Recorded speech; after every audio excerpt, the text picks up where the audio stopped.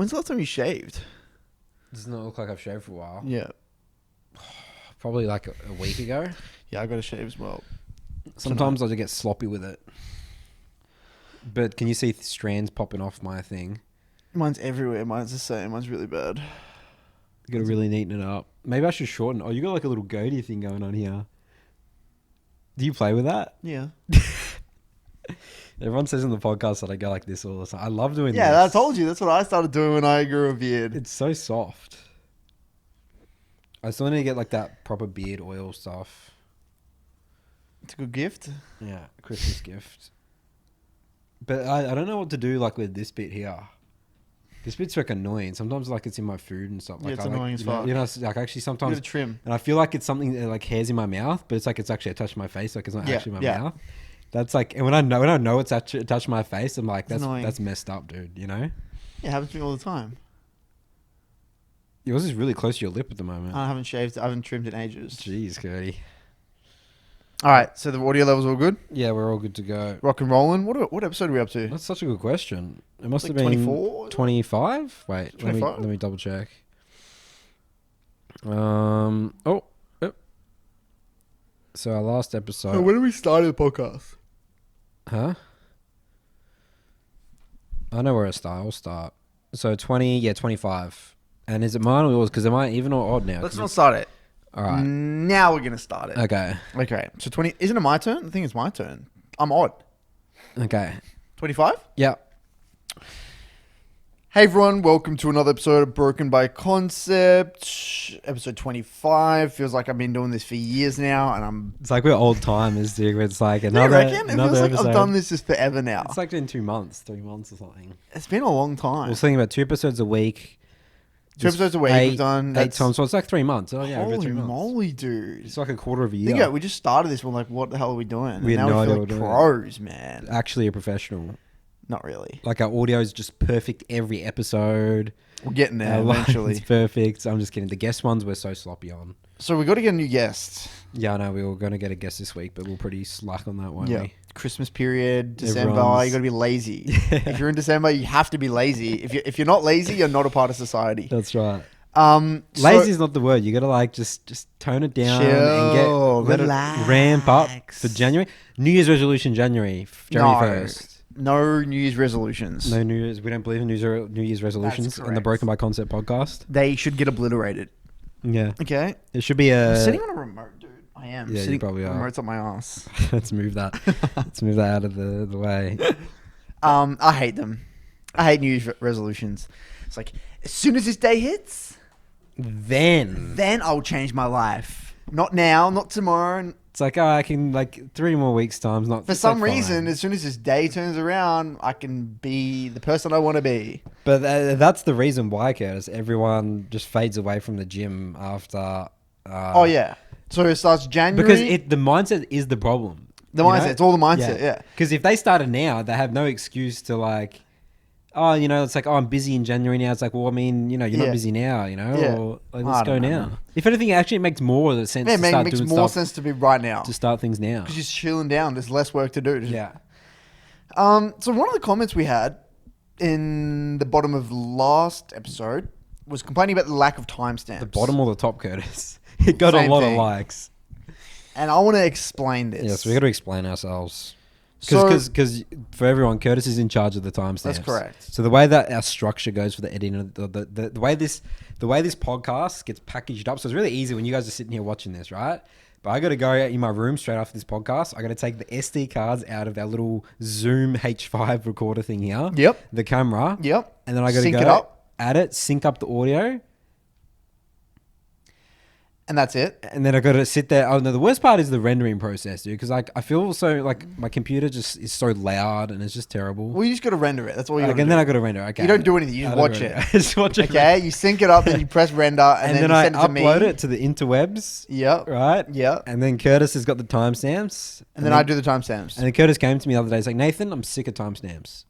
I don't think... Was that the way I do it? No, I don't think that was the way it went. Yeah, no. I'm pretty sure what we It was said... like a discussion. Well, we had a discussion. What I said was, do we want people to skip? Do we want people to skip? Because one thing on the big like podcasts, a lot of them don't have timestamps.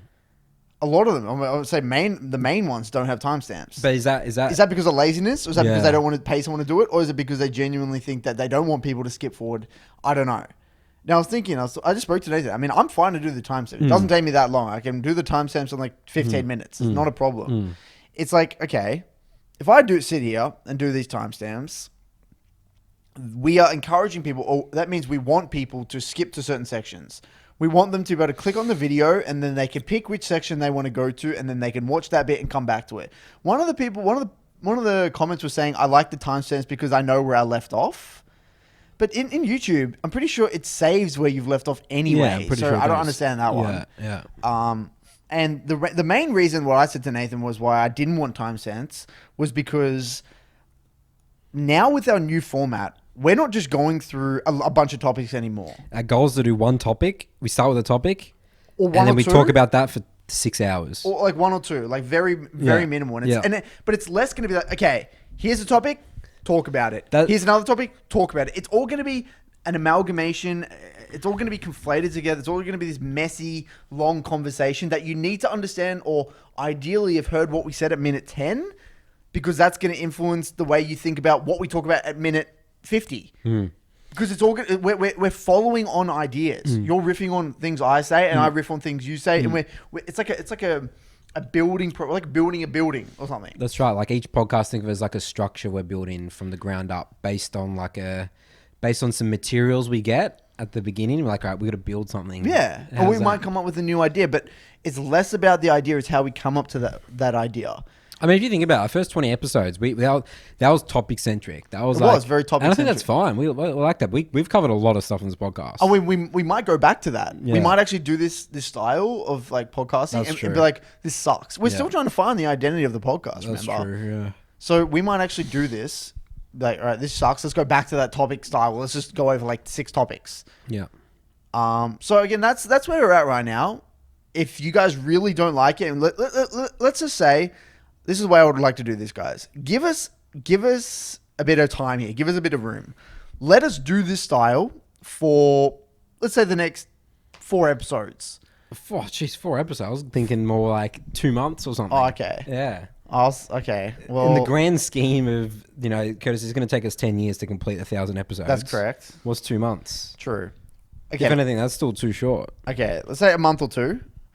And then if you guys still feel it's not good, or you prefer us to go back to the other style and go over a bunch of topics and then timestamps, we can do that. I'm happy to do that. But that's where we're at right now. I just want to keep it honest, keep it transparent. And we're evolving. I was trying to think as well. It's like, when do I actually enjoy listening to podcasts the most? And like, now that I think of it, I actually like listen to things that I wouldn't have clicked on originally as a topic anyway. It's like, oh, that's actually interesting. It's like random shit, or like a really funny conversation that, like, it's not even about a topic. It's just like a random thing. Yeah, for sure. Like, because if you actually listen to a podcast start to finish, I actually feel in a way sometimes anxious when I skip to like on a podcast, like 1 minute, 1 hour and 10 minutes. It's a different sort of entertainment at that point. It is, isn't it? I think it's just a different. It's just a different medium. It's not a podcast anymore. It's kind of like when you watch a Simpsons episode versus watching a movie. Okay. In a way, it's like a Simpsons episode is still good. Yeah. But it's not the same as a movie experience where or a proper series experience where you start from scratch. Series and movies, that's a good correlation, I think. Yeah, series and a movie. It's kind of like some episodes just suck. Right. But the movie is like either going to suck or not. But an episode like could be like the series could be good, but an episode can suck. I don't know if I'm just talking my ass here. Yeah, I don't know, eh? Like... All right. Well, let's just not overthink it. We're just going to do. Let's just do. And then see what flows, man. Go with the flow. Again, just chilling. Just chilling. Welcome to the Broken by Concept podcast. We're chilling and League of Legends. That's right. Maybe that's what I should do, the little description. Chilling and League of Legends. That's just ridiculous. That's shocking. That's shocking. Yeah. All right, where are we kicking it off today, Nathan? All right, so the topic that we're going to talk for 6 hours on is this article I found. It was on Reddit like a while ago, I think. Okay. AOC says Elo Hell in League of Legends built her patience for Congress. So what is AOC? So AOC is just like the initial. It sounds like a position, doesn't it? But it's actually her name. It's her name. Her name's Alexandra Ocasio-Cortez, and she got really famous off the Mark Zuckerberg questioning. Because like all the people in the questioning, remember the memes, all them. Everyone knows it, right? Right. Like, if Because they're like really stupid questions. When they're they're like boomers, right? They're boomers. Like, what's gonna happen? If, like they were just stupid questions. Just really basic questions, right?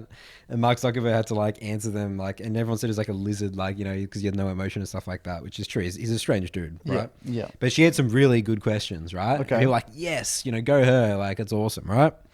So she's picked up a lot of fame, and she's active on Twitter, and she's a gamer.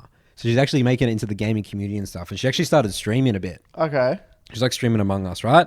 So, you know, this So she's a member of Congress. So it says she's the U.S. representative for New York's 14th congressional district. I mean, I don't know how politics. I don't understand how that works. I don't know what that is, I but don't know how it works. sounds like an important role. Yeah, it's an important. I think if she's questioning Mark Zuckerberg, that must be pretty important. Okay. Right? Yeah, I can see that.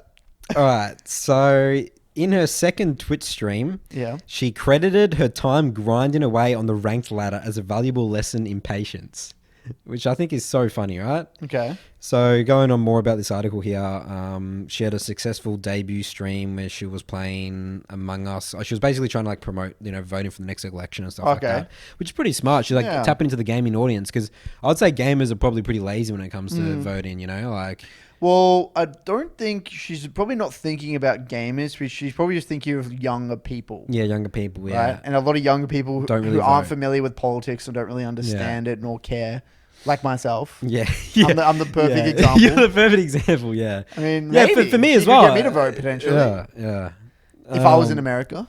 So someone on the Twitch chat and asked her if about playing League of Legends has helped AOC maintain some decorum in Congress. And she responded saying, quote, "Yeah, I think so. Getting caught in Eloy Hell," I mean, we can have a whole discussion on Eloy Hell, but getting caught in Eloy Hell really requires so much patience. I was playing with 12-year-olds that rage quit 5 minutes into a game. So it really builds your patience. That's what she said. And the funniest thing about that is they're not 12-year-olds, are they? Nah, they're like probably 18-year-olds, 19-year-olds. Even 20s, dude. Yeah, 20s. So I thought that was really funny, dude. So, wow. Imagine her being in your game. She's like a sophisticated woman, like a professional, like a businesswoman. She's dealing with... She's like... People are probably abusing her. Like, yeah. It's so funny. Think about that. You know what this is a super interesting lesson in? What's it's that? Like, you have no idea who you're talking to on the other side. It's true. Like, like there could be a 45-year-old dad. One of them could be a 12-year-old kid. So people have this perception of what the league player is, and it must be a 12-year-old still. Like, you see that's such a that's what stereotype. That generation is the stereotype. Well, how do you stereotype a league player in your eyes? I think. What's your biasness towards? Because if I think about it, I always think of a league player as like some 17-year-old kid. Yeah, me too. Just that age, that specific age. Yeah, really cocky. I think of like league players. Majority of them are cocky 17-year-old, immature, like very confused kids. Which can't be the case. That's just a portion of it. Yeah, that's a portion, but like you think because the reason I think that was because that was me. Yeah, that's right, that's you, and that's what I wanted to get into. Biased. Yeah, I'm just very biased. Yeah, you're like trying to put yourself in that position. I'm pushing myself, my own experiences with the way. Yeah, it's like a super interesting way of looking at it. Like that's the beauty of the internet. What's the first thing? Because you must have in your mind, right? Like you must have some visualization. Everyone does. I do as well. Is who's that person typing? Yeah, I try to do it. There must be something that like is like there, right? In your mind. Do you do this? Do you actually like try and think about what that person looks like and what they do day to day? I don't think at all. But I'm saying is that you have an idea. You could draw that person right now. You have an idea of it. Of like the average player. Yeah. Well, like. Yes, I have a pretty accurate. I mean, in my mind, but that's only a subsection. No, it's a subsection. Whether it's a subsection or not, you view everyone as that way. That's what I'm trying to say. Yeah. Like not everyone, but also a majority of them. Well, I mean, because let's go through because I actually have weird like in my mind description. Yeah. So I compartmentalize them. Okay. This is super fascinating. I actually compartmentalize these subconsciously. Yeah. I actually haven't thought about this before, but I actually do. Yeah, that's right. Okay. Yeah. Let's go through this. Okay. Let's hear yours, Kirsten. We can hear mine. Okay, so there's in my mind, the most common one is the classic, probably between the ages 16, 17-year-old, edgy teenager that listens to Travis Scott. Okay. And is very, like, thinks they're the best fucking player in the world. Okay. And they're super into their micro. So they're toxic. So this is the people you play with in Challenger. Yeah, these are the higher elo players. Most of the higher elo players are like this. Yeah. They're the very egotistical, Yeah. overachievers in life or in school, a lot of them. And then they have an ego. And then they look down on everyone else they play against. So then they have like this insane ego. And then they put other people down, but it's all insecurity. And they think they're super cool and super edgy because they listen to like Travis Scott and all these like rappers, and then they abuse other people, and they have like insider memes and like shit like that. So that's one subsection. That's one of the type of player. And you think that's influenced based on how you were?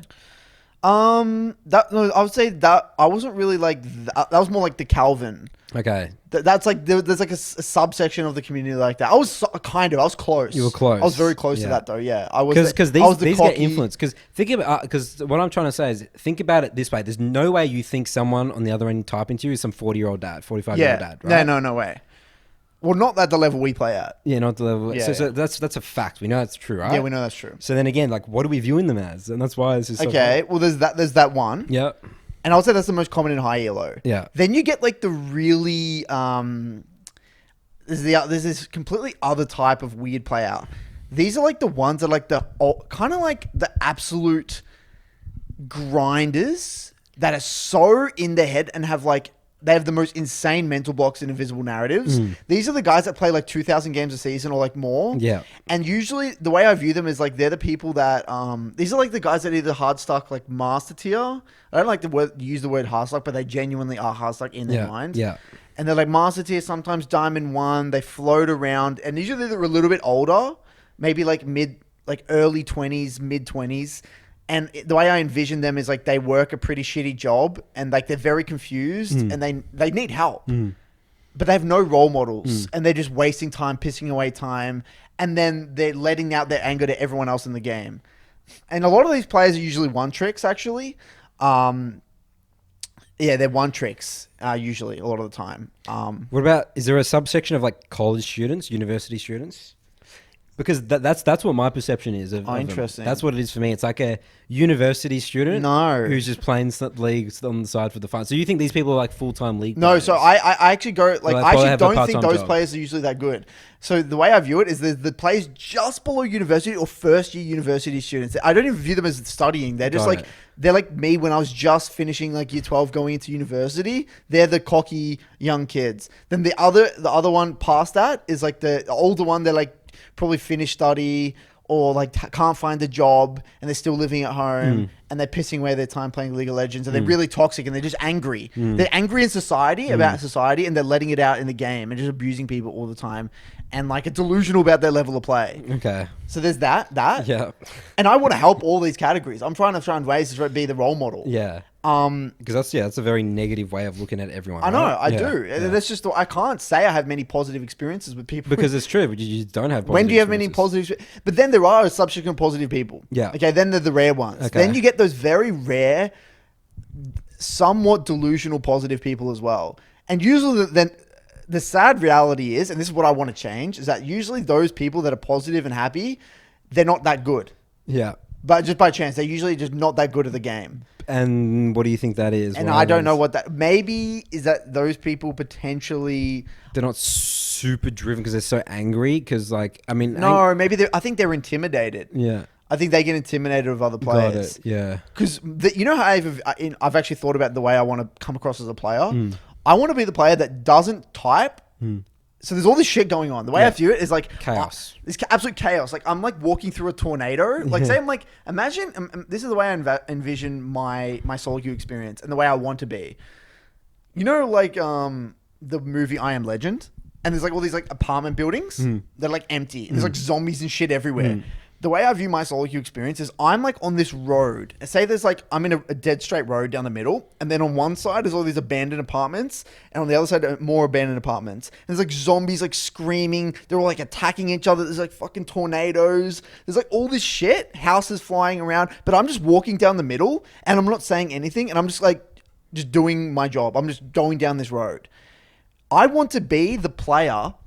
Now, this becomes you become the most intimidating player. If you can get really good and become this sort of player, this level-headed machine. You're a terrifying You are the most terrifying solo queue player ever. Yeah. You are the most terrifying player ever. Yeah. Because nothing can shake you. No one, yeah. And I can already feel like that. Like when I was starting to get climb at the end of last season, I felt like that. People were like against my certain champions. They were intimidated. And it's not because I was even that good. It's just like I just did my thing. Yeah. And that's what I want next season, especially start of season. So I want to go for rank 1, right? And that consistency, so people would see, because you would get those players on your team and they would see how you're acting on their team. It's like, okay, well, that guy's acting that way and I'm playing against him. It's like, this guy's going to be hard to beat. Well, because you know the thing is, and we've said this many times in competitive sports, the biggest role model is the best player. That's right. Like we wish that like the best players were the happy, like not happy, but like the most positive members of the community. And the sad reality, they're not. And I can't even tell you why that is the case. I don't know. We don't know. We can only come up with theories, but we don't know. But I want to change that. I want to be the person that is the biggest role model in the community and is also very good at the game. I'm not going to be the best, but I want to be playing at a very high level. So then when people going in their solo queue experience, there's me and they look at me and then they look at everyone else and like, holy shit, I want to be like this guy. He's good and he's like, look at the results he's getting. Yeah, look at the results that guy's getting. And this is the way he talks, this is the way he thinks. That's why for me as well, I want to be good as a coach. If I want to be an important role model in the community, I have to be somewhat good, pretty good at the game. Yeah. To be the coach you want to be. Exactly. Now, going back to the compartmentalizing, so we've got the 1 tricks, the older 20, mid 21 tricks, then we have, but remember guys, this is a very small subsection of my league experience because I only play in Diamond 1 Plus. That's right. And that's why I asked you before to emphasize, like, this is not the average League of Legends player base. This is just the players that are above Diamond 1. Yeah. Okay. Now, then you get, like I said, the nice guys. And usually these people are kind of stuck in Diamond 1, low master tier. And that's me, dude. That's me. I'm part of the nice guy. No, but I feel like a lot of those people that are like this, they don't have that competitive intensity. Yeah, that's what it is, right? It's the competitive intensity that's lacking there. Yeah. Like they don't care enough about losing.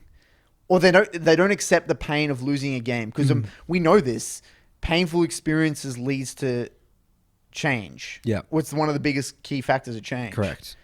That's why a lot of the best athletes of all time come from the shittest backgrounds because they don't, or like these really successful people because their painful experiences are through the roof. So Mike Tyson always spoke about it. My son or daughter, no matter how good their best training they could get, they're never going to be as good as me because if I lost, I go back on the streets. That's right. I go back to the shittiest place in the history. That motivation is just so much stronger than... You always have that safety net, right? Yeah. He had no safety net. Yeah. He had to win at all costs when he was growing up, when he was younger, when he first got brought into boxing.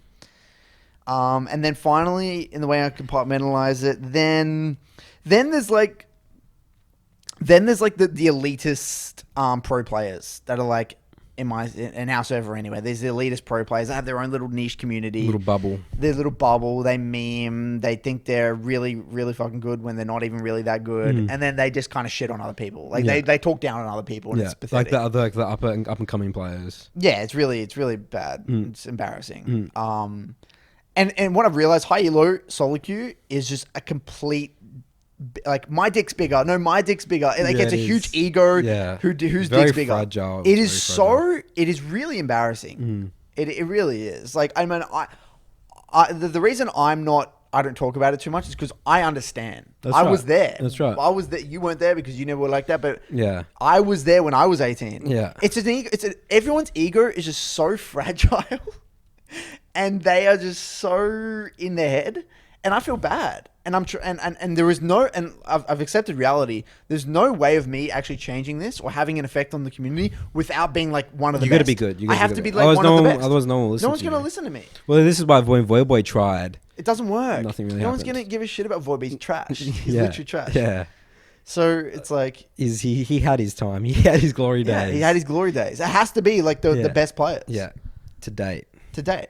Now. Okay. And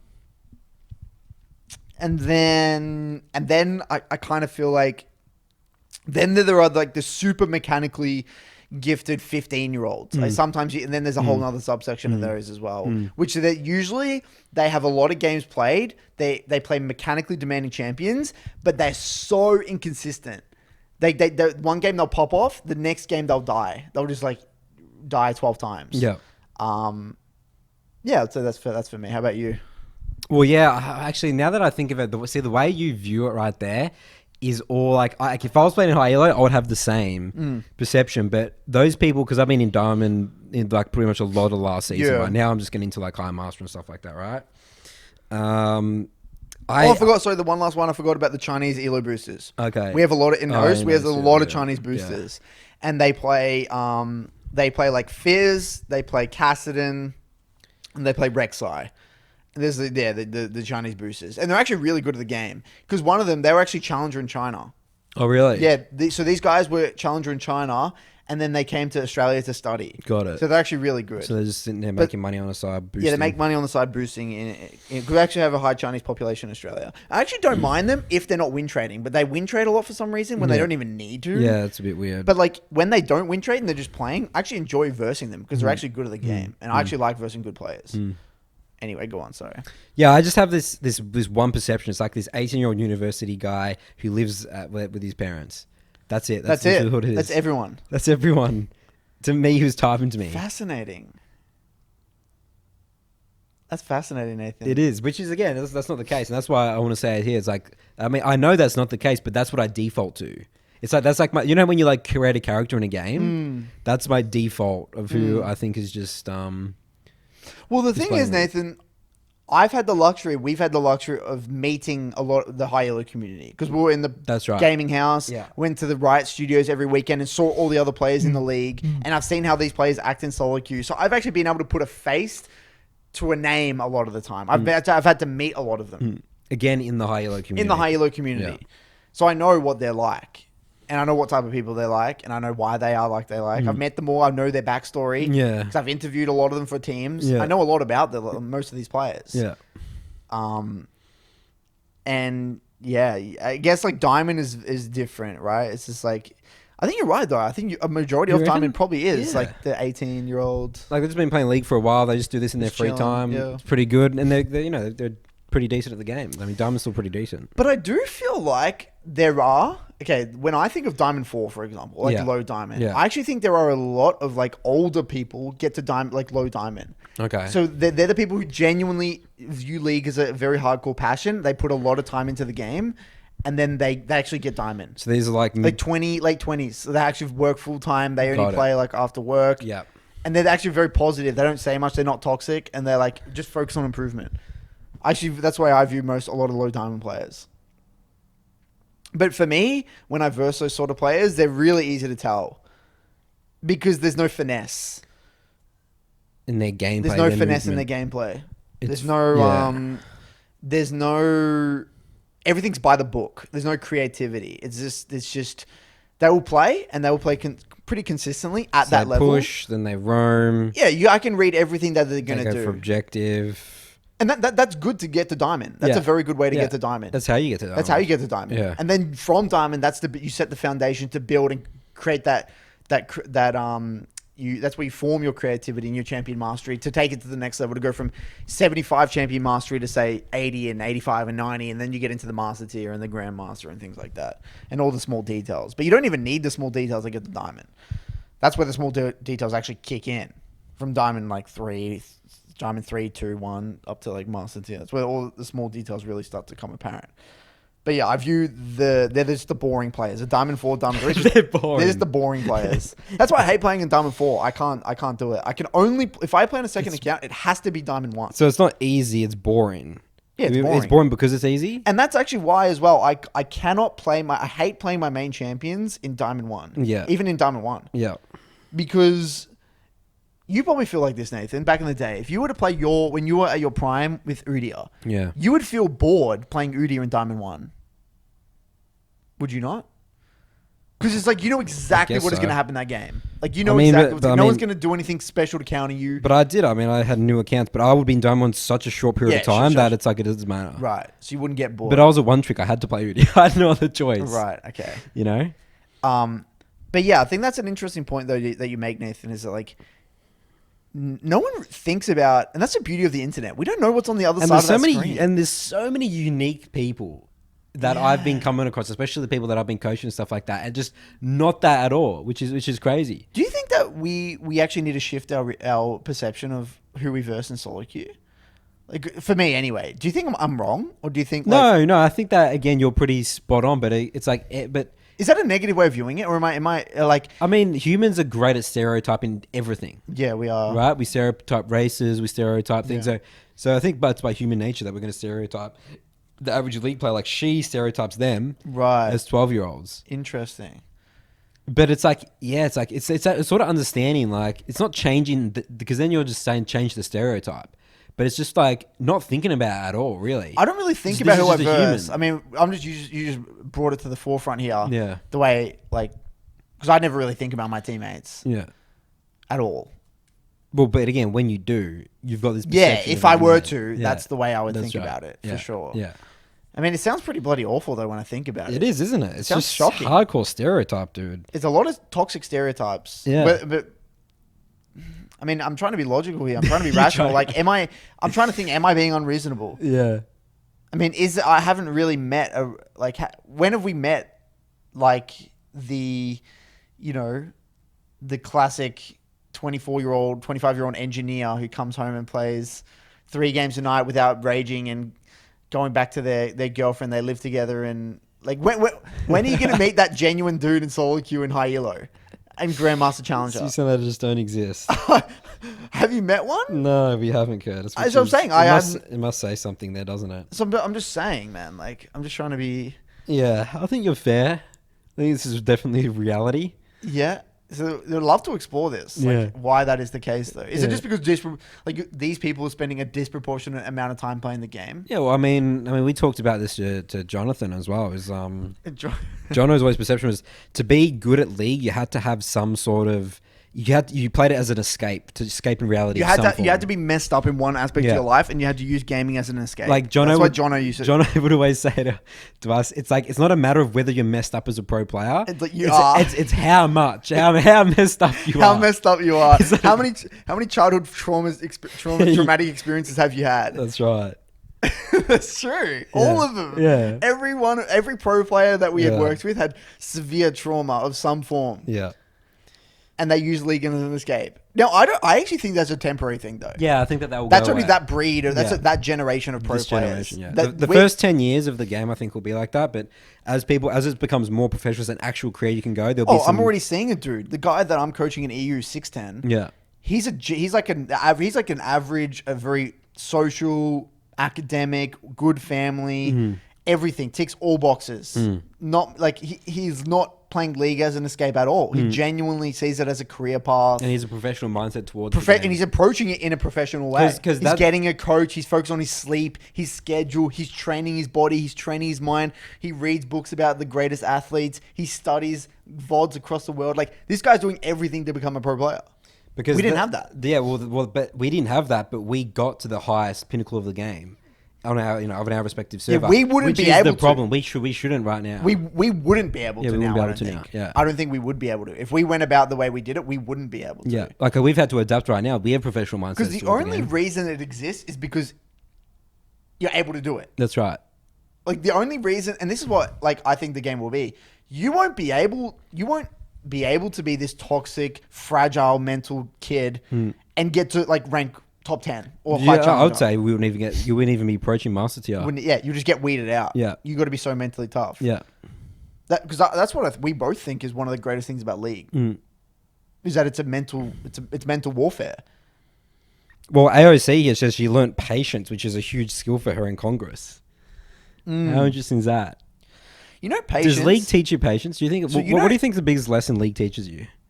Well, I would say this was the first year where I understood patience in League. Yeah. It took me 9 years. In game or out of game? In game. It took me Okay. 9 years. 9 years. Was that 9? So this is my 10th year, But right? you must have patience. You've been rank 1 on Or SoloQ 10 years. before. It's taken me nearly 10 years. I would say any player that hits rank 1 has some form of idea of patience.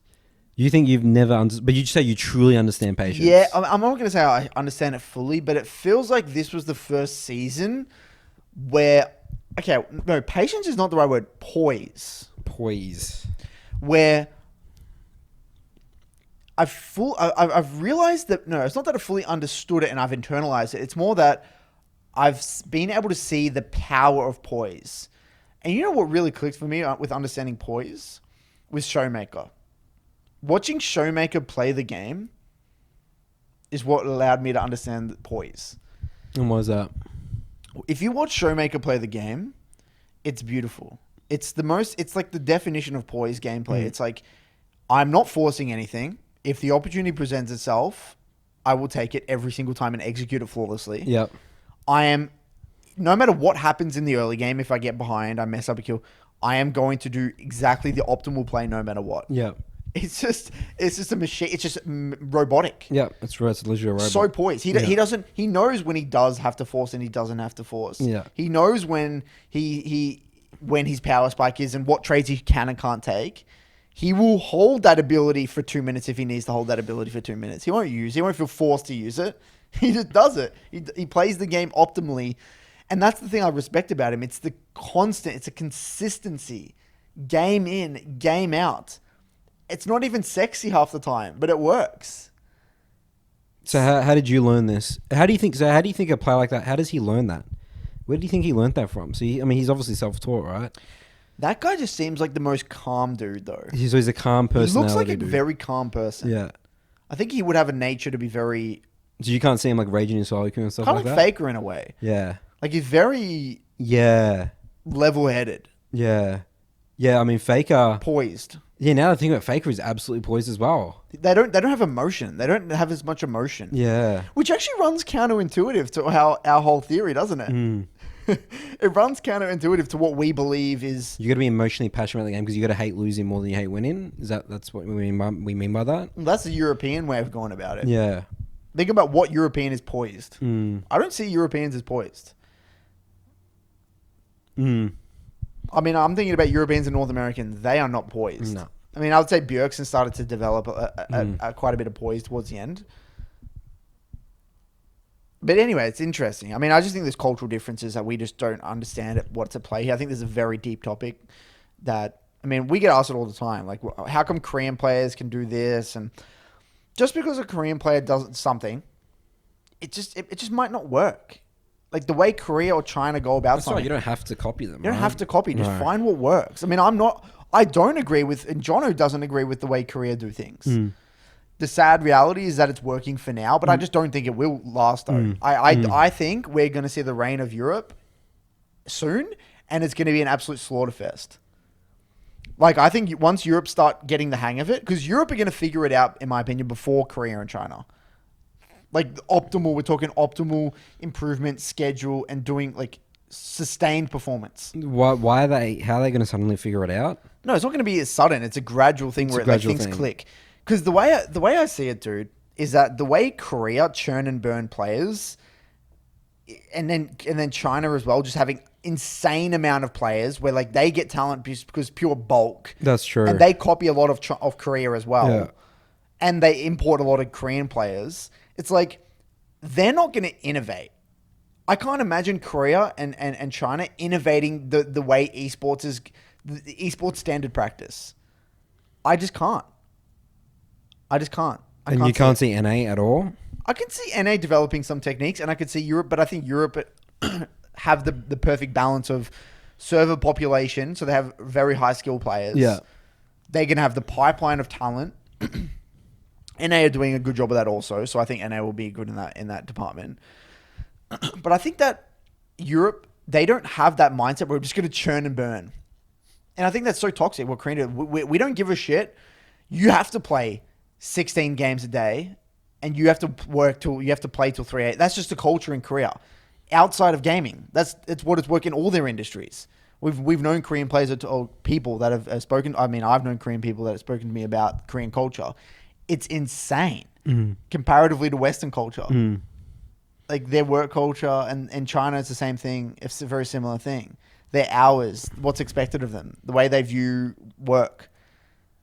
You just got to. That's the way you got to do it. Well, again, that's their culture. That's the way you're brought up. That's the way you're brought up. Incredibly hard.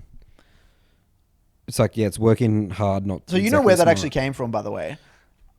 This is not me. This was from a Korean person that I knew. Okay. So apparently the way Korea, this is for South Korea specifically. Yeah. So South Korea apparently is actually a very mineral poor country. They don't have, like Australia, we have a lot of minerals and we can export like iron ore and things like that. We that's where we make the majority of our money. South Korea doesn't have that luxury to export minerals and all these things and products. So they had when I believe when I don't know when it was, something around when America went to South Korea and stuff like that. They realized that if they were to like start becoming or growing as a country, they had to innovate and they had to innovate technologically. So companies like Samsung and LG and all these companies that started cropping up, they were forced to innovate and develop new technology and work their absolute asses off and all in on education. To compensate and to compete with these other countries that just have resources. Yeah. They don't have the resources. That's why they all in on education. The work ethic is unbelievable because, like, well, Korea, we don't have the luxury. We have to innovate. We have to export these TVs and these whatever it is, monitors to compete. And that's had a flow-on effect with the way it's affected education, the way it's affected their work culture, and so on and so forth. Which was I found pretty interesting. It makes sense to me. If you really think about it, that's like the Mike Tyson part of a culture, right? It is a bit. Because Mike Tyson had no other options. South Korea had no other options. They had no other options if it was going to be a big country. And now I'm assuming it gets quite a bit of money from like the tourism industry and K-pop and all that shit. But, you know. All that shit Curtis says. You can tell Curtis's view on K-pop there. Anyway, we did so Nathan... When you're playing your games in Diamond, you've always fascinated me. I'm Master here now. Okay, Master. Dude, I'm climbing. I'm almost Grandmaster. Just regardless, you've always fascinated me with your mentality in SoloQ. Yeah. Like you're just this. You have this facade of being a robot, but I know it's not true. Yeah, it's not true. No, dude, I get. So what affects you, dude? So what affects you? Oh, I mean, the biggest thing is I overcomplicate just things. That's what it is. What do you mean? Expand. Well, I think there was definitely a moment, especially last season, where I was giving opponents too much respect. Why was that? Well, it's like I would overthink it. Like the perfect example was, like I actually posted a video yesterday, right? Rek'Sai started blue, I started red as Eve. We were going to meet on that bot side, right? It was so obvious Rek'Sai would gank that, right? Old me would be like, oh, he knows that I'm going to counter gank that because it knows how obvious that is. So what I'm going to do is some crazy other thing. Yeah. And then, try and get some lead other way. So you're like expecting them to be better than they are? Yeah, that's right. Literally. And then in that game, I just counter ganked him because it was the most obvious thing we'll do and I won the game off of it. That's what I'm doing now and that's working incredibly well. And I'm literally powering up the ranks, dude. Right. I have no problems right now in my master. So, because I'm just like, this is the obvious thing they're going to do. They're most likely going to do it. They do it. Okay, cool. So, do you get affected by anyone else? Again, right now, no. But yeah, I'd say in Diamond, when I was like struggling in Diamond, because it was like a snowball effect. Because I was struggling, people would be saying like I'm washed up and stuff like that. So that affected you? Yeah, because everyone knew who I was. That's why I had to name and change my account. Oh, right. Especially when I was trying to learn Nidalee and Lee Sin. Right. I was like, there's no way people are going to let me try and learn these champs, dude. People just dodge me, dude. You know? Because then it's like... And that affects your confidence. Yeah, of course. But now I'm all in on my champion pool, my champ identity, and just dominating, dude, Like, I can play against counterpicks. I literally couldn't care less. Because, I actually had this... It's so fascinating we're talking about this topic. I actually get angry because there's like this MMA fighter who talks about how he hates bullies. Yeah. He hates bullies. And maybe, I don't know why, maybe some backstory, maybe he got bullied when he was a kid, whatever. And I actually get angry thinking that there's like some like people out there, young kids, or whether it was even like people just having a crack at the game and like genuinely nice people just getting Yeah, they do get bullied. beaten down and They bullied. do. Yeah, you do. Genuinely bullied in League of Legends. Yeah. And they don't even have to do this. They don't even have to play the game. But they're playing it because they want to play and they're getting bullied. Yeah. And it actually makes me angry. Yeah. And it makes me upset. Yeah. And it's like, holy shit, if like, I'm like you're a pretty mentally resilient dude. Yeah. You're what I would say pretty much unbullyable. Yeah. But you're getting it. If you're getting affected, Nathan, what does that mean for average people? It's tough. Another person, a young kid who's very fragile. Yeah. Like, come on, man. Yeah. This is shocking. Like this is the thing. The culture within League of Legends, it's like okay to get angry. It's okay to rage at someone. It's okay to just.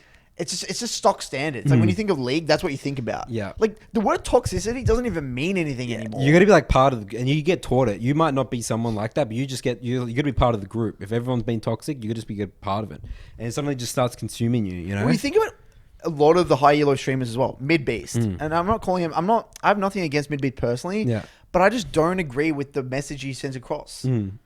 He's a role model to people, whether he wants to be a role model or not. Yeah, he has a huge abuses audience. people in SoloQ. He's like, the guy's fucking, he just abuses people, saying they're shit. This guy's fucking shit. Jungle dick. Like, just says this stuff.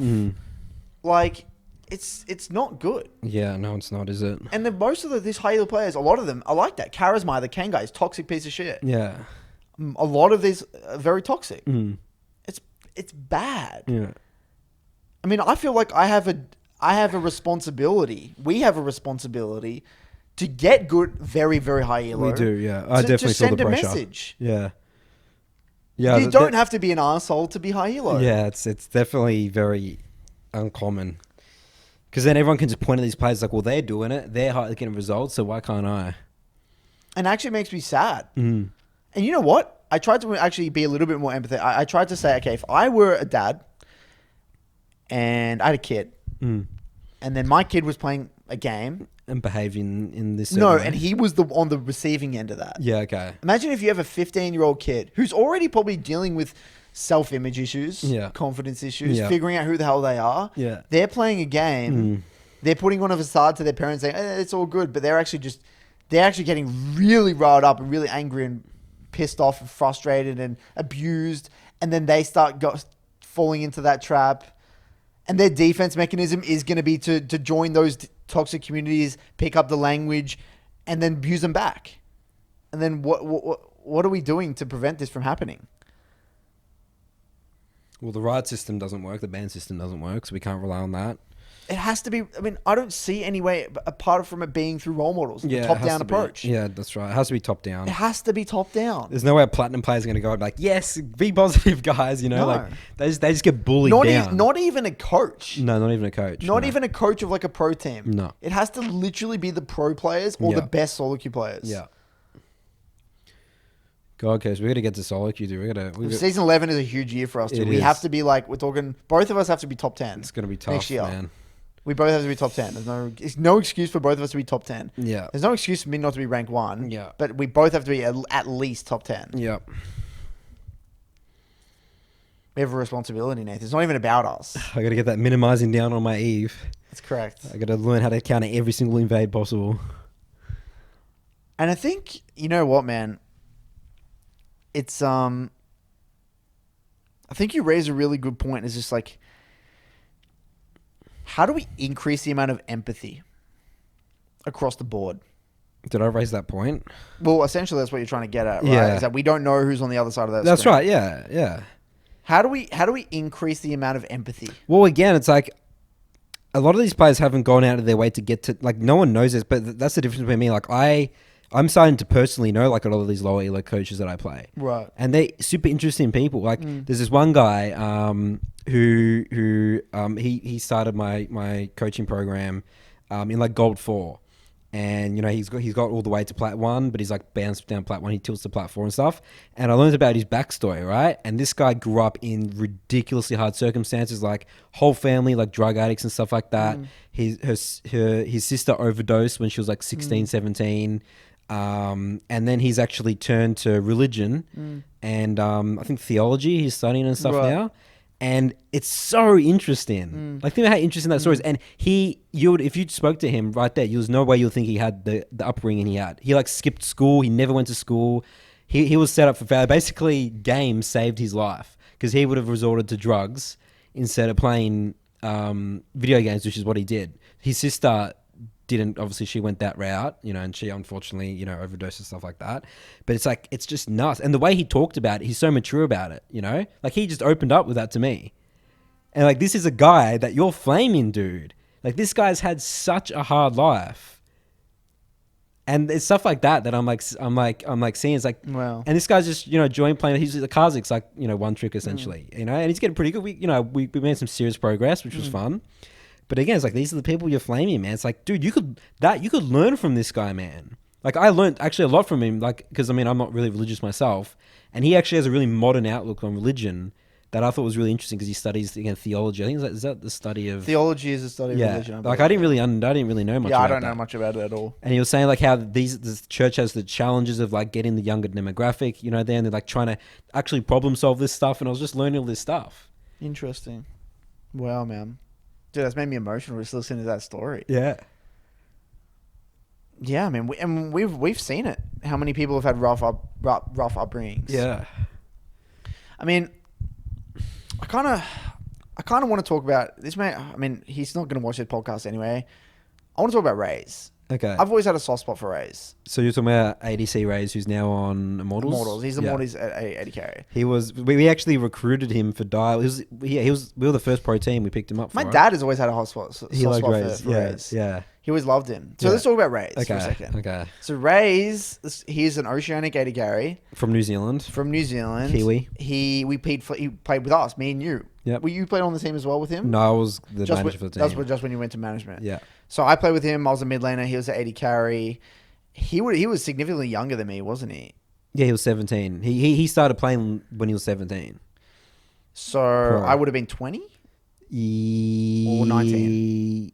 Am I 2 years older than him or 3 years older than him? You would have been 19. Yeah. 2 years older than him, 2 probably. years, yeah. So right now, he'd be 20. Holy shit, he's actually pretty old then. Yeah, they're getting old now. Everyone's getting old these days. It's crazy to think. Yeah. Anyway, Raze, I always had a soft spot for him, and I always stuck up for him, and he actually did in a way get bullied a lot, even though he was a good player. Yeah. He didn't know how to stick up for himself. No, he didn't. And he was very bad socially. Yeah. And let's put it out there, he's on the spectrum. Yeah. Yes. In some way. I would. He's on the spectrum. Definitely. And I just always thought about it. I loved Raze. Yeah. I loved him because he's so authentic. He's so genuine. Very authentic. He would just to his detriment. To his detriment. Because then he puts himself out there too much, so then he can get, He gets exposed because and he's so passionate about the game. Yeah. And I truly believe League of Legends has significantly improved the quality of his life. Yeah. What would I'm sure he would have found out something else. Yeah. But imagine look at the life he is living now. That's right. It's crazy. He's a pro gamer, man. He's a pro gamer, gets to do what he loves for a living, earning really good money over in NA now. Yeah. He was someone who probably had no friends at school, never understood, looked down upon by everyone, would be deemed a loser. Yeah. Had no friend, nothing. And I used to feel terrible for him. Yeah. But he was so good at the game. Yeah, but he's so good at the game. That's right. And he has a mind for the game. Yeah. And it always got me thinking, I'm like, holy shit, this is why League of Legends is so amazing. Man. Yeah, because it gives these people this sort of opportunities. Yeah, I've never thought of it that way. I always had empathy for him. Like, holy moly, man, that's amazing. Yeah, and he's stuck with it, dude. He stuck with it. Went through adversity, and much adversity. Lost. Remember, because he was on against us for we beat him a lot. Because he moved 5-6 times in a row. We beat him in the finals how many times? It was 4 times. Four times. We nearly beat him in the finals 4 times. Yeah. And then he still kept on losing the next year. Still kept on going. Wait, he didn't win again with Legacy this year. He didn't win for a long time. He lost for 4 years straight. Lost for 4 years, being one of the best AD carries, if not the best AD carry in the league. And then finally he won, and then went, and now he's in NA. Yeah. What a story for that guy. That's a great story. Someone needs to highlight that story, man. And I'd love to get him on the podcast, man. Yeah, honestly. maybe we should. I love Raze. I really do. And talking about empathy and just talking about people's stories. Like that guy has had a story and a half. Yeah. And his mum was so supportive. Yes, yeah, he had very supportive parents. Yeah. Because they probably knew, this is awesome for him. Yeah. Get him out there in the world, having all these life experiences, like having challenging, fans. like it's insane. Yeah. Man. It's pretty cool. And we you know what? And I think this is the theme of, you know what? This is a theme, actually, I believe, moving forward in the future in society. Not even league. And this is maybe get a little bit crazy here, but I just think that we're moving so far away from humanness in every industry, in every aspect of our life. We're becoming so detached from what it means to be human. What gives us what gives us fulfillment and what it means to be human. These human aspects, these human traits. Well, we're moving so far away from how we operate in such a short period of time. I mean, the internet's changed our lives. The internet's been around for what, 20 years? Yeah, not long. There was like .com boom was like 1995? Was it 2000? .com boom was 2000. 2000, yeah. So 20 years. In that 20-year span, everyone's life changed. So much. Every year we're becoming less human. Yeah. I mean, it's happening so quickly now. You have to adapt. Like the craziest thing is just how social media, like 12 years ago, and then it's like that Netflix documentary about like all these challenges that have come up because of it. And like we can't solve these problems in such a short period of time. Versus like we were able to deal with problems for problems didn't come up for decades. Or they would be there and there. Like it would be a gradual problem that would like slowly come about. You could probably foresee it coming. Yeah. And what I'm getting at here is that like in league, we're becoming. Yeah, it feels like with league and giving you have the whole anonymity. Anonymity, when you can't, where we don't know who anyone is. That's right. There's no face to a name. We don't actually know anyone. Yeah. You can just be as toxic as you want. No one's going to find you. Yeah, and that's the biggest thing is that let's make it more human somehow. If people knew if people knew that they were out there, then people wouldn't. If you were in the same room as that person, they would not be acting that way at all. That same way, No, because there's funny things I see in NA chat, right? It's like they're like, I'll fight you and stuff like this, like it's actually ridiculous, It's like, and they'll tell me it's like, no, Nathan, I actually would fight. It's like, no, you wouldn't. No, you wouldn't. You really wouldn't. Not a single person. What are you going to fight over a video game? Like, come on, No. like that's actually completely uncompetitive. It's like let's say if you beat someone in tennis, what are you going to do? Even if you hate the guy, you're not going to go and start punching him. You know what I mean? Like, what does that mean? I mean, I guess in footy and stuff like that would happen in like really physical sports, but like in an aggressive like a boxing, I can see it. But yeah, it's weird. And we're just going so far away. We're just forgetting there's a human there. Yeah. There's actually a human controlling that character. That's right. There's another guy. Yeah. And there's another guy with a story. With all these challenges. He's not some stereotype that you think is some 18-year-old kid that listens to Travis Scott. No. Yeah, he could be. He could be. He's definitely around. But it's not everyone, Yeah. Yeah, we just need to find a way to be more human, man. And that's what I like about both of our content. It's very. I mean, we're not making. We're keeping it very real, aren't we? I try to with our content. We're not trying to beautify it. We're not trying to make it simple, shortcut, clickbait type stuff. No, I mean, because all our videos are like an hour long, dude. And that's why no one watches half my videos. No, all your videos. Yeah, average view duration is like 15 minutes or so. I mean, we'll keep doing it though. We've got to do it. One person's watching it all. Yeah, that's all I want with my channel. As long as I'm helping one person, that's it. I'm happy with that. Yeah. Well, just one person watches my video. He likes my videos. One person. Yeah, Billy. And the community we've grown though, it's like the quality of the comments that we get on our videos comparatively to all these other meme channels. Yeah, it's true. It's so different. Like we're actually getting people results, dude. Actually getting people results. I like to think so.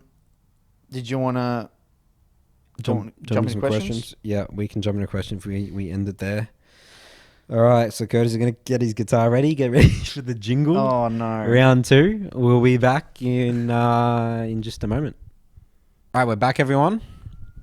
Welcome to the BBC Question Time. Curtis has been practicing in the break. I've really been practicing. Yeah, Nathan's hyping me up and it's pissing me off. I love hyping Curtis up. It's like, yes, because then everyone gets so excited. Oh, Curtis, the jingle, the BBC Question Time jingle is going to be so good. Or the podcast jingle. I can't believe this is an actual podcast. It's pretty ridiculous, like, isn't it? What are we doing? You got a guitar I here. literally played this guitar like Like, I used to play this guitar when I was like 14. Yeah. I pulled it out of my house recently. Yeah. Wait, are you turning those? No, I'm not. I'm just touching them. Is that bad? Well, it's already not tuned anyway, so it Okay. doesn't matter. But So should I hold this for you? So you're gonna do because you I know. So what we're gonna do? because you told me how easy it is to sing and play at the same time, right? No, the other way around. So what we're gonna do? I'm gonna play 3 chords. Okay. And then we're gonna give an imaginary prize to the person who guesses the song. An imaginary prize. Okay. Yeah. All right. So then I'll be the host, right? So this is a game quiz show. What is the song? What is the song? By Coach Curtis. And here we go. Take it away, Curtis.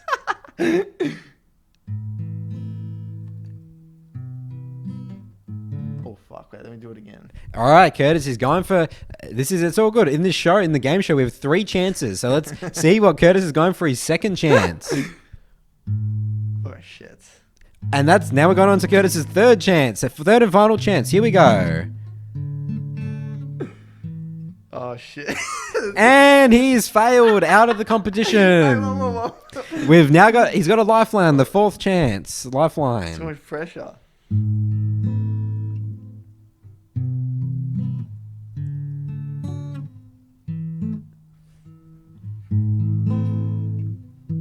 Fuck it. All right, and we hope that gave you enough information, and we look forward to seeing what the imaginary prize is for. We'll see you next time on the Guess the Song show that's got somehow related to a League of Legends podcast. What a complete waste of time that was. All right, so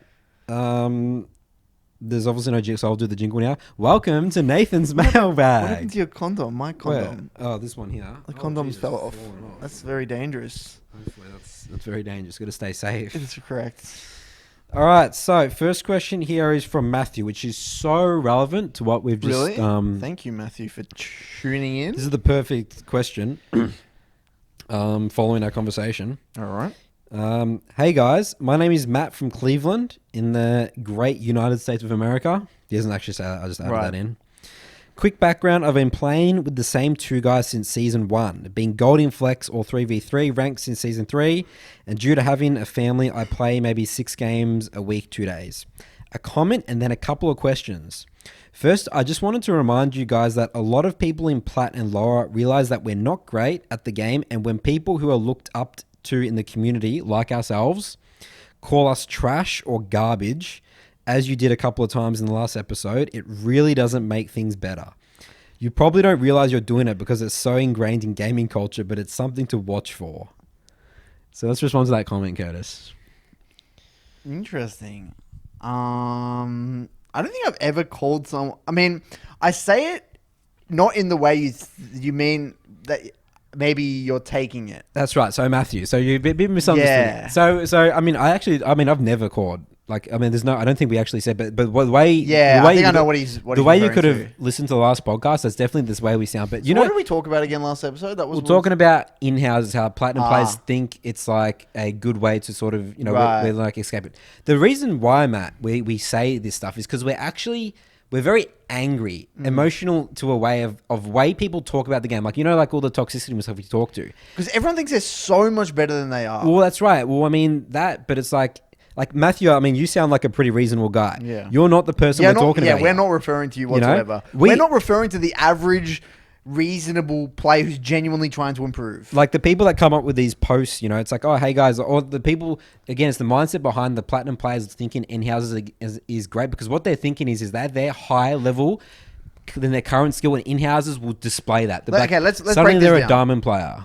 The people we're referring to, Mathew, is you get say there's like a Platinum 1 or a Diamond 4 player, and they think in their mind they are really good at the game, but the reason that they're not as good, or their rank isn't showing, or they're not higher rank in SoloQ, is because teammates, they get trolls, SoloQ's not for them, for all these bullshit reasons, and they think that if they were to play in-houses in a competitive environment, in these 5v5 situations, that they are going to be so much better, and they're going to be able to beat even challenger players.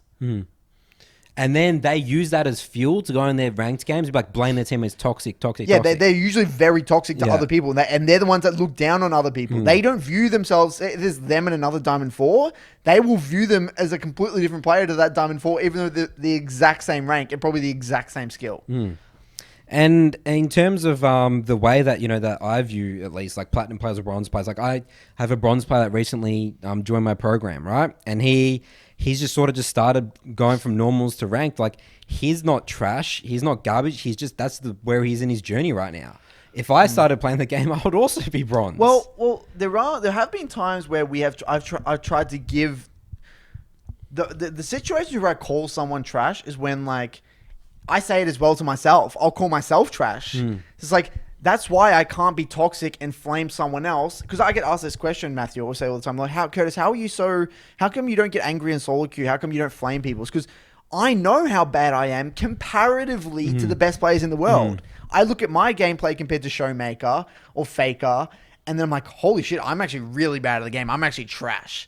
But I say it in a very, like, not like a joking way, but just to give people a reality check. It's like, cool, you might be better than your friends at school, but don't let it get to your head. There are a lot of better players out there. And because the problem is it's actually the other way around.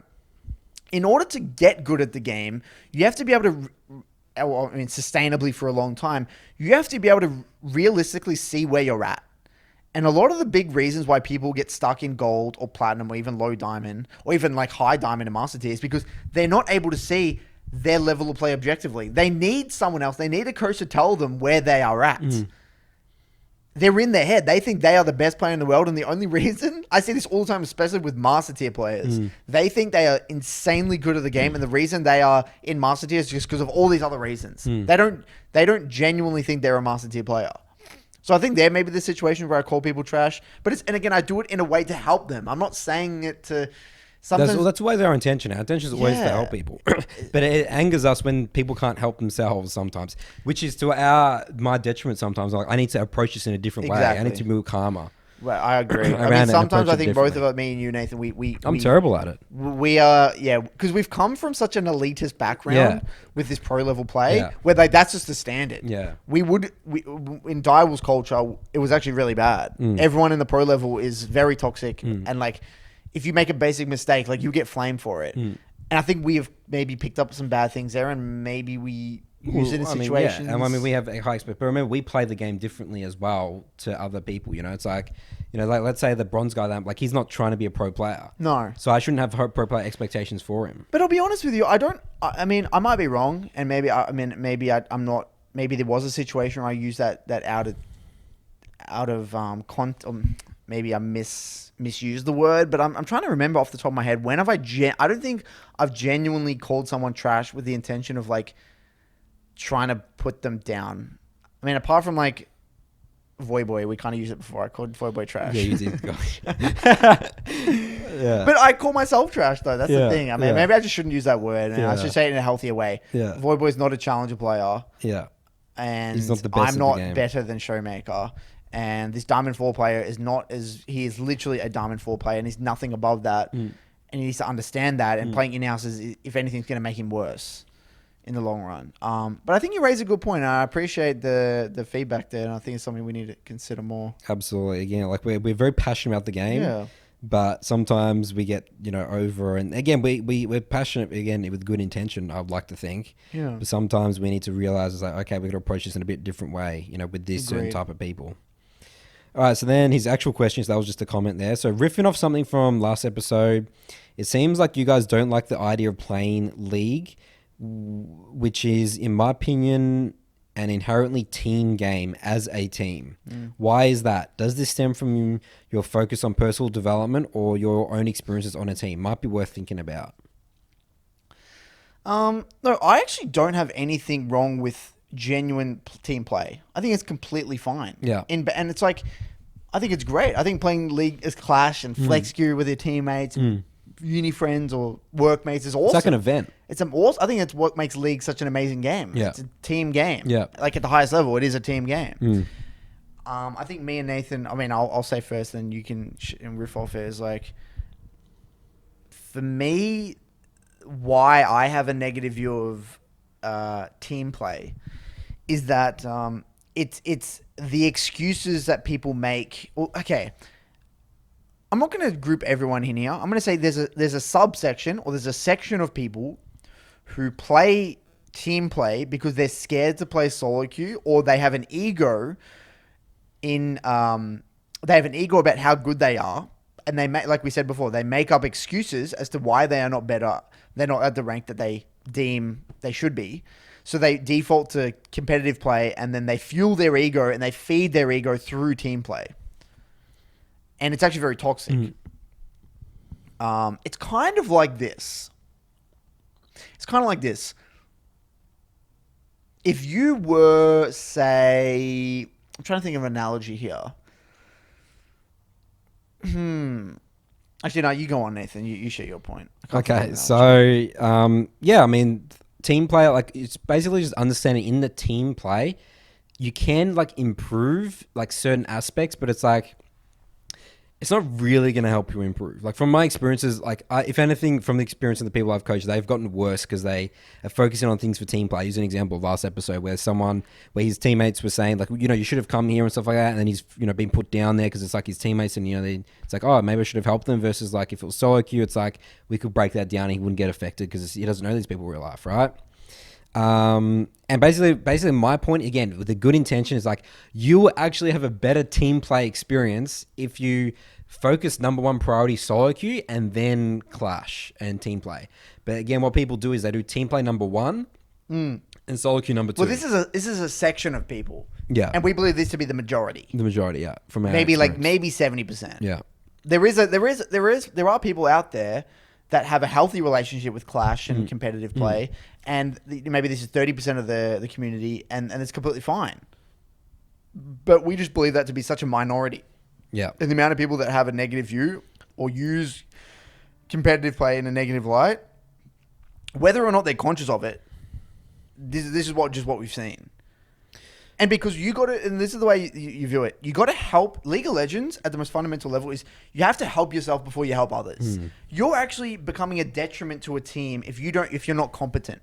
Like, it doesn't matter how much teamwork the team Doesn't matter play. how good you are as a team player. Yeah. Doesn't matter how good your communication is. Doesn't matter how nice you are or how good you are macro-wise or how well you understand how to win a game. If you are losing your lane and don't understand your matchups and don't understand how to control your counterpart and actually get leads individually, you're actually becoming a huge detriment to your team.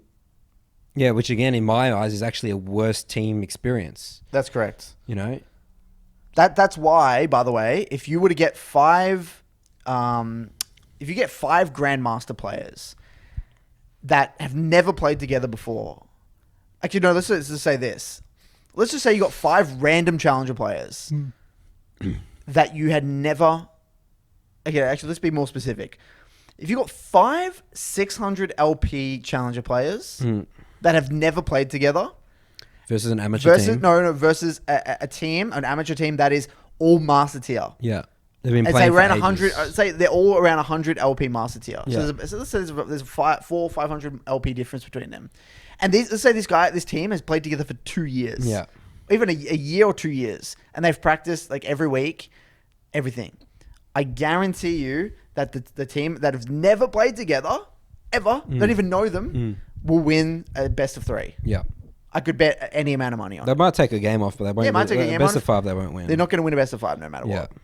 I think that statement right there is, that's what we mean. Think about that. A team that has literally played together for a year and they know everything. They know about everything. They will lose. In my opinion, they should actually get 3-0 in a best of 5. Okay. Pretty convincingly. Yeah. Because the difference between a 500 LP Challenger player and a 100 LP Master Tier player is actually massive. But that's pretty confronting, right? You're like, holy shit, well, what's the point of team play? Team play, that's right. No, it's really... Individual play is really big. Yeah. In League it is. Again, like, I'm trying to compare it to traditional sports. I just haven't played it at the highest level enough, so I don't really know. No, we don't understand it enough, I don't think. But, I don't think it's the case in a lot of team sports because they're more figured out. Yeah. I don't know. It's actually not... That's not the case. I don't know. I really don't know. Maybe it's... I think it's because there's... Okay, there's no, like... It's less one-on-ones, isn't it? I mean, not really. Don't know. I don't think we can make that statement. I don't think we can compare it to any traditional sport. Yeah, it's just a different game. Yep. All right, so then his last bit of his email is, finally, as I stated above, I play about 6 games a week. I play Nocturne, Zig, Swain mid, and I'm able to watch my VODs at work during lunch. That's awesome. That's awesome. I realize my champion pool isn't ideal, but I've got a decent mastery with them and with the amount of games I play. I don't know if trying to learn a new champ is worth it. So again, he plays 6 games a week.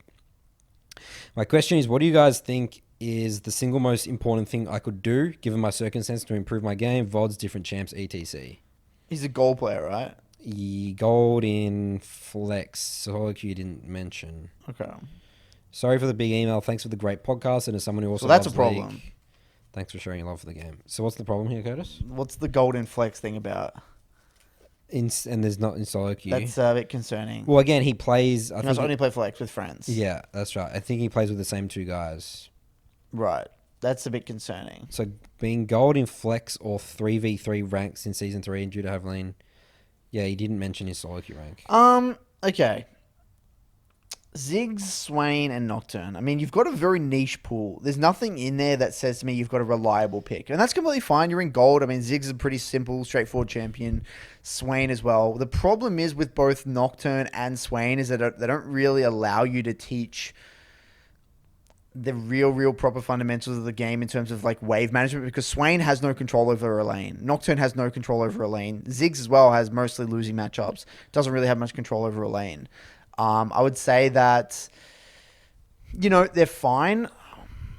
Okay. Then I think at this point it really comes down to what your goal is. If you did want to improve as a mid laner over the long run, I would highly recommend picking up some form of stable, reliable AP mage. And then kind of having your niche in your pool as well. Something like an Orianna or a Victor is always what I recommend. Because it's stable, they're solid, it's independent, somewhat blind pickable, and it works all the way up to like high diamond and master tier plus, even challenger. It's ideally if you enjoy those champions, whether it's Orianna or Victor, I would recommend it.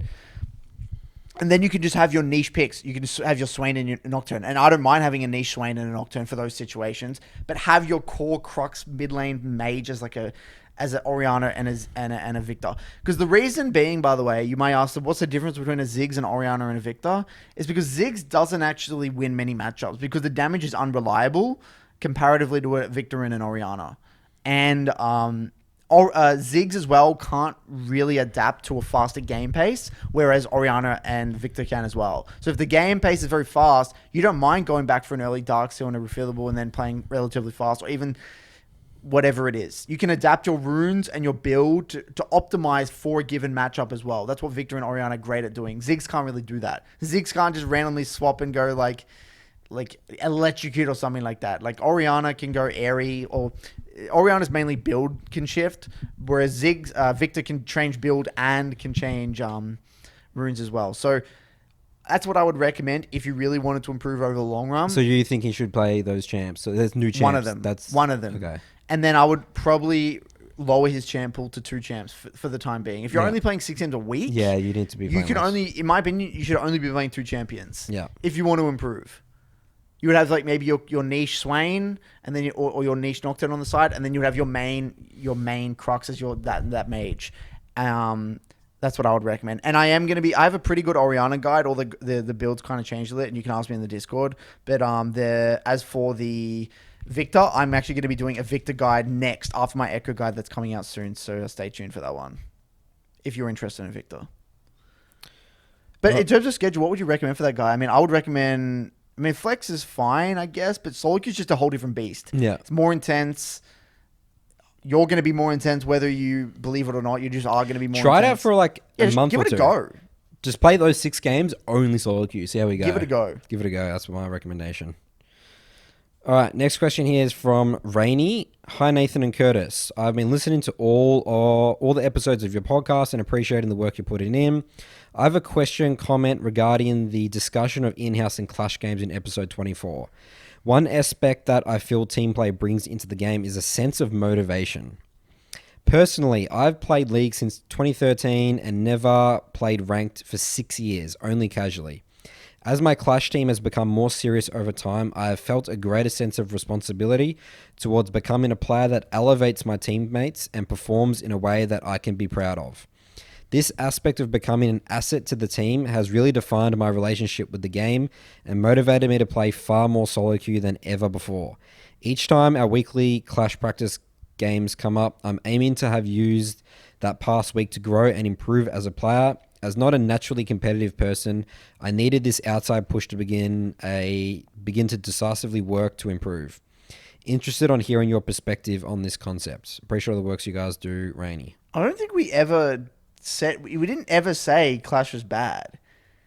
I think we need to clarify our stance. Yeah, Nathan. okay, yeah. I think there's some confusion. I mean, I definitely can see that. We were going hard on the paint on that one. But I mean, you clarify. What is our stance, Nathan? Yeah, I mean, I definitely think it could be a great, and I think the way you put it here, Depends Rainy, on your relationship with it. yeah, it's like I think the way you've defined it here is like It's you're perfect. perfect. That's perfect. Literally perfect. You're viewing solo queue to elevate, help you elevate, and then you're showing your skills in Clash. Yes, that's what it should be like. It's like this is the way you should view it. It's like if you're a UFC fighter, you train all week, and you train really hard in solo queue, and then you show your skills in the octagon on Sunday, in the arena, and that's like Clash. Yeah, beautiful. You got the perfect. But people, the reason we shit on these in-houses. Well, it's seen as a replacement for solo queue. It's the replacement for solo queue. That's what they view. These people view in-houses as a replacement for solo queue. That's what it is. It's the replacement of solo queue. And they play scrims all the time, thinking that's going to replace solo queue or better than solo queue. And they play like all these flex queue games, thinking that's going to be better than solo queue. No, you've got the perfect setup right here, Rainy, where it's like, okay, if I want to be the best possible laner, mid laner, or whatever role you play for my team, I'm going to do that and practice in solo queue. I think that's great, and that's what makes League great. The motivation is like team environment, competitive like team environments. It's like you want to be better, not just for you, but for your teammates. It's really good. I love it. Yep, I think it's awesome. Man. And I love it how you identified as you're not a naturally competitive person. That's awesome. That's great self-awareness. It's very good.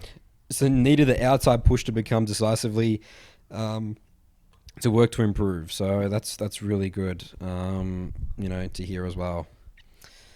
All right, so next one here is from Daniel. This is a bit of a longer one. Okay, Daniel. So his title here is Listener Question, Balance Between Fun and Playing for Optimal Results. Hey guys, first I wanted to say thanks for the podcast. I love hearing you guys talk about the game and all the ideas, topics around it at a very high level. I'm an ADC main in NA who peaked GM 255 LP in NA in Season 9, and I'm currently stuck in Diamond 1 right now and trying to improve to a Challenger level, as it's always been my goal to at least touch Challenger since I started playing in Season 1 or 2. Sometimes it feels like the ADC role is just different than the other roles in some ways, because it feels like the role with the most meta slaves at the highest level compared to the other roles that can have a lot of one tricks that aren't considered all around good. Fiora, one trick ponies, Fizz, Zed, Talon, Yasuo. I want to have fun improving in League, but it's hard for me to convince myself to play something that I feel will hold me back in the long run because it's suboptimal. I guess he's assuming the role that he's playing, ADC. Or champion. For example, my favorite champion to play is Vayne, but it legitimately feels like that champ cannot be spammed to reach Challenger no matter what because of her weakness in the laning phase. I see that a lot of ADC mains in high elo play a lot of Ezreal. Although I find him really fun to navigate in team fights, I don't like how it feels to lose priority in a lot of matchups and farm with Q until late game, as I just find that part unenjoyable. I find more aggressive picks like Kai'Sa and Lucian more enjoyable, but I'm worried they're suboptimal in high elo to spam, since they can be counterpicked compared to champs thought to be better blind picks such as Ezreal, Ashe, and Jhin. I really want to become a Challenger level ADC and be known in the server as a great and versatile player, even if I don't have any plans on going pro. This obsession with being optimal makes it so I consistently switch champions I play and also causes me to tilt from the chaos in solo queue more times than I would like to admit. Any of us would be appreciated. From Dan. I think he does make a good point. Bot lane is a very meta. Yeah, like I'm never scared of like a one trick ADC, are you? I mean, the only one tricks that I get scared of are Draven one tricks. Yeah, Draven is the one that can always be good no matter what. That's a good point. Like Draven one tricks are terrifying. We don't talk about ADC enough in it. We never think about ADC enough. ADC is such a weird role, isn't it? It's just this like enigma. So why can't there be one trick? Because is it? No, because it's dictated by supports, dude. It's just dictated by supports. And AD carries really are dependent on the meta, and like because AD carry meta shifts so much. It does, doesn't it? It does It's shift a pretty shit chaotic. ton. It's very chaotic. Like Jin's randomly the highest win Yeah, rate. or he's something right. like You that, can't right? just play Vayne. Yeah. Vayne is so bad, Yeah. and like even Lucian AD carry, like these are very niche picks. Vayne, you got to pick into like heavy melee comps that you can like counter a lot. It's not of even champs. about the comp, man. Vayne is just about like the lane. Just lane. She's Like just you sucking can't lane. survive lane with Yeah. Vayne. Like Vayne can be played versus things like Ezreal. You can play it into things like Ezreal. I think you can even play Vayne can actually be played into Lucian. Vayne actually used to be a good Lucian counter because you can avoid the Q. Yeah, okay, that makes sense with Back in the Tumble. day, anyway. Yeah. I don't know if that's the case anymore, but that's what it used to be. But anyway, the thing is, this is interesting. I mean, first of all, I agree that bowling does feel like a bit of a meta slave role. So, firstly, to clarify, do you think that he would be hard stuck Diamond 1 because he's trying to play Vayne? Okay, so one thing we need to clarify here. AD carry is a role in which It's very fundamental. Micro means so much. Yeah. It's a micro role. Yeah. Unfortunately. Yeah. It really is. It's a micro role. And it's all the small little details, like very small micro details that add up. The thing is I think picking up a new AD carry doesn't seem as challenging, though, as picking up a whole new mid champion or a jungler, does it? No. Like, if you pick up, like, say, the difference between, say, Hecarim and Nidalee is, like, night and day. Huge, It's yeah. like a different game. You're playing a different game, yeah. Same as mid. If you're playing Fizz versus Orianna, Yeah. it's, like, a completely different game. Yeah. Whereas, like, you're playing Ashe versus a Jhin, or you're picking, like, Kai'Sa versus an Ezreal. I mean, yes, Kai'Sa versus Ezreal is actually a pretty big one, but there are some similarities between a lot of the champions. Like, Kai'Sa Varus is very similar. Jhin is also played like an Ashe as well. You know, the champions are relatively similar. In saying that, though, surely, like, if you had a solid champ pool of 3, if you had a solid champion pool of 3 that seemed to be popular across metas, wouldn't that be enough? Like, okay, let's say for example you had like Ashe, Jhin, and Kai'Sa, or even Ashe, Ezreal, and Kai'Sa. Surely across all metas, if you really are very thoughtful about your champion pool, surely they're going to be in the meta at some point in time. At least one of them. Yeah. Are they not? I mean, I'm trying to think about all the AD carry metas. When there's the Varus, usually it's a Varus Ashe Jhin meta. Yeah. Or it's like an Ezreal Kai'Sa meta. Or it's like a Kai'Sa and...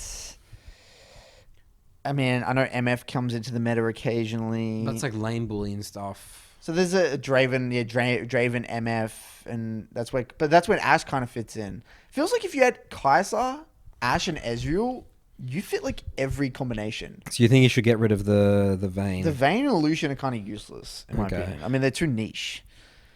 Okay, so what I would recommend is if possible, try and find a well-rounded champion pool of 3 in which you can really pursue champion mastery. But is champion mastery even that important in AD carry? Nathan? Yeah, I'm just thinking Maybe about it it's now. not. Maybe it's not because it's just lane. Like the champion master will micro. come in. It's just team fighting. That would It's just be team fighting. Yeah. Because team fighting and skirmishing, and that's all it is, right? It's like the initial laning phase and micro. Then it's just team fighting, optimizing your team fighting, and identifying threats.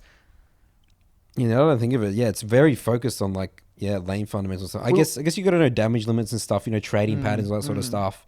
It's probably still important, but I mean, I'm never going to say champion mastery is not important, so I can't. Yeah, me neither. Yeah. I'm never going to say it's not important, but I can't see it as being important as other lanes. I mean, we don't have as much experience with AD carries, man, honestly. That's just the role I know the least about. Yeah, me too. I know a lot about support, even top and mid and somewhat jungle. I don't really know much about AD carry. Because in my experience, when we coached AD carries, they were just mechanical gods. Like, think about all the AD carries that I've played with or coached. We have King, who's now C9 Academy. Raze, who's now Immortals AD carry. Katsuri, who's now instantly gone in like 1 or 2 years to CLG Academy. Yeah. Who else have I played with? That's pretty much it. Like, all the AD carries I've coached or been with have been like already straight to NA and like got rank 1. We're talking rank 1 AD carries. So I don't have there's no like, in my mind, there's no like, you either have it or you don't. It's just one of those toxic, it's one of those very natural talent roles, unfortunately. In the way I interpret it. I could be completely wrong, but that's the way I view it. Yep. So, I mean, I want to give some... Come, Nathan, we got to help this guy out, man. If you want to get challenged, I think you got to get rid of the Vayne entirely from your champion. What I think is that I think he should stick with 3 champs. 3 champs that isn't Vayne. That can actually work across all metas. Yep. And then... he really likes enjoying playing Vayne. And maybe... No, fuck Vayne, honestly. I mean, Vayne's really good in certain games, man. I swear to God. That's a niche pick. Me as a jungler, dude, if I'm playing Nunu and I've got like a Darius and like a Yasuo on my team, dude, and I'm into Vayne, like, holy shit, dude, I'm sweating, man. You know? Yeah, but can't you do the exact same thing with Kai'Sa? Similar? No way, dude. Kai'Sa's way more. Kai'Sa's No, Vayne's out of control type shit, dude. Kai'Sa, I guess, is, but like, I could deal with Kai'Sa. I know. I versed a Fed Vayne today and I popped him on Vayne, I am just scarred because I'm an Udyr one-trick curse, and I remember versing Radia's Vayne and King's Calvin's Vayne and FBI's Vayne. Oh, FBI as well, yeah. Like, I am scarred. I think Vayne's one of the strongest champs in the game. Yeah, he's so bad though for mid laners. I just obliterate Vayne. But I all know... my champions counter Vayne. Like Orion and Victor, they just... my entire champ pool gets countered by Vayne. Okay. Except for Eve. I mean, what I would recommend as well, dude, is that like... If I was at... Okay, let's just say for some reason I roll swap to AD carry. The first thing that I would do is I would absolutely study my small details within the laning phase.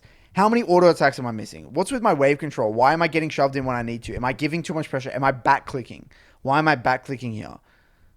Am I giving unnecessary pressure? Am I scared for no reason? Am I not confident in my dodging abilities? And why is that the case? Could I have auto attack more? Is there matchups where I understand where I need to stay in lane? I remember when I was coaching King, and King used to say things, I need to start in lane in this matchup, otherwise I just lose the game. The game explodes. So you got to communicate and know these matchups inside and out, where it's like, oh shit, okay, this is a matchup I must start in lane. This is a matchup where I have to get priority at levels 1 and 2 and build a wave. And just get into the details, man. The reason you're D1, at the end of the day, the sad reality is that like either your threat assessment in team fights is just god awful in your positioning, or 2, your micro and your wave or your lane positioning is just terrible, and you're missing autos. You're not managing waves enough. You're scared. You're not trusting your dodging mechanics. You're back clicking. You're not weaving in auto attacks enough. You're not tempo basing off built waves. There's something going wrong there. Diamond 1 AD carry is pretty piss poor.